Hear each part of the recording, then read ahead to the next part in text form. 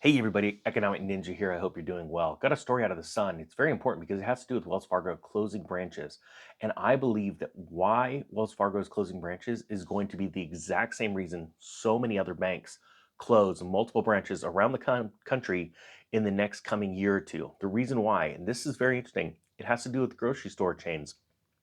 This is coming on the heels of another story that I was reading that I was going to bring to you about a grocery store that had 135 stores in its region, and it is starting to close down stores right now because it is missing on its profits.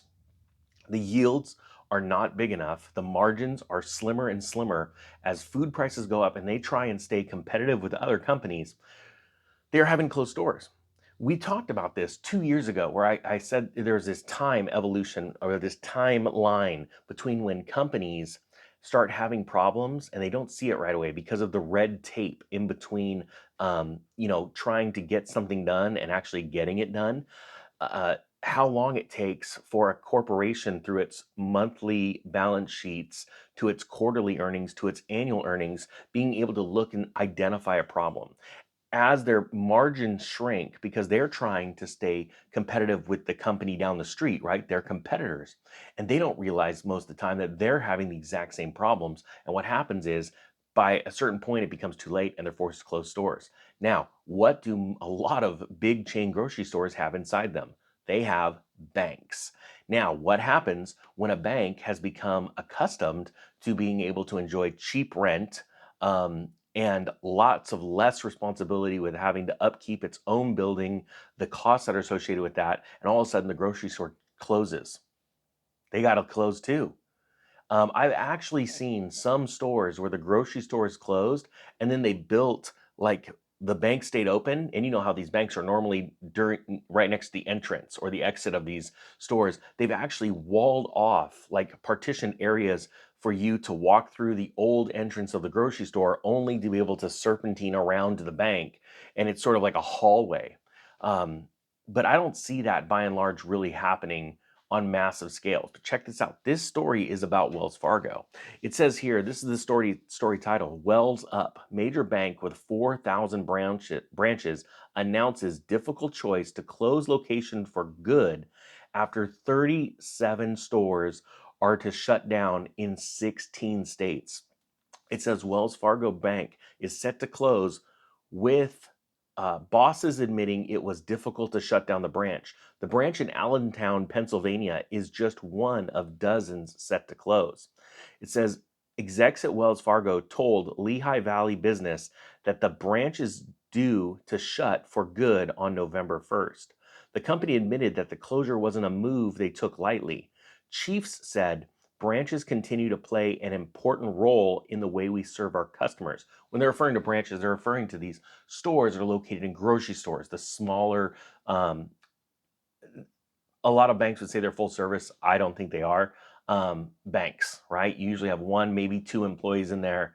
The customer service can't be the best because, if you don't exactly go in to look for a home loan, even though I've seen some of these banks that set up in grocery stores actually have, a mortgage person there and stuff, but by and large, it's just not the same feel. It's not like you get the same results, right? With a bunch of people running back and forth with shopping carts, clanging and clanging. Um, but they said here, uh, the branches continue to play an important role in the way they serve their customers, and we continuously evaluate our branch network in light of changing customer needs, the increase in the use of digital banking, and market factors. They're telling you right there.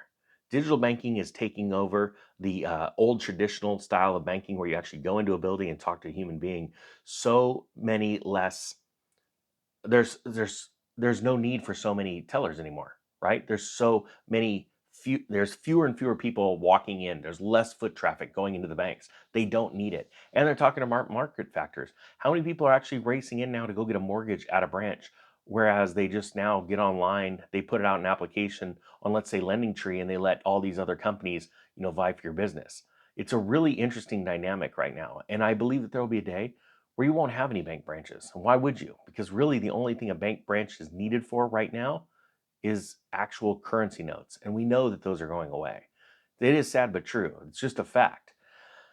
Says here the closure was reported in July 30th through August 4th. Weekly bulletin that was published by the Office of the Comptroller of the Currency website. Branches across a raft of states, including Arizona, California, Florida, New Jersey, Maryland, and Colorado, are set to close.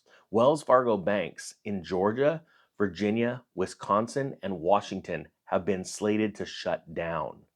The Office of the Comptroller of the Currency has received a raft of applications informing the decision to close a slew of Wells Fargo premises. Um, Now they list a ton of branches of Wells Fargo around the country that are going to be closed. Now, is this going to be the end all be all? The worst thing ever to happen to Wells Fargo? No, it's not. If you bank at Wells Fargo, is there going to be a massive change? No, there's not, because quite frankly, wherever these branches are, there's other ones in the town. However, this is only the start. I believe you're going to see more grocery store chains close their doors, and a lot of banks have relied on this system of putting a bank in their grocery store. And I don't think anyone, even at Wells Fargo, let alone the grocery stores that are closing, ever thought that this would happen.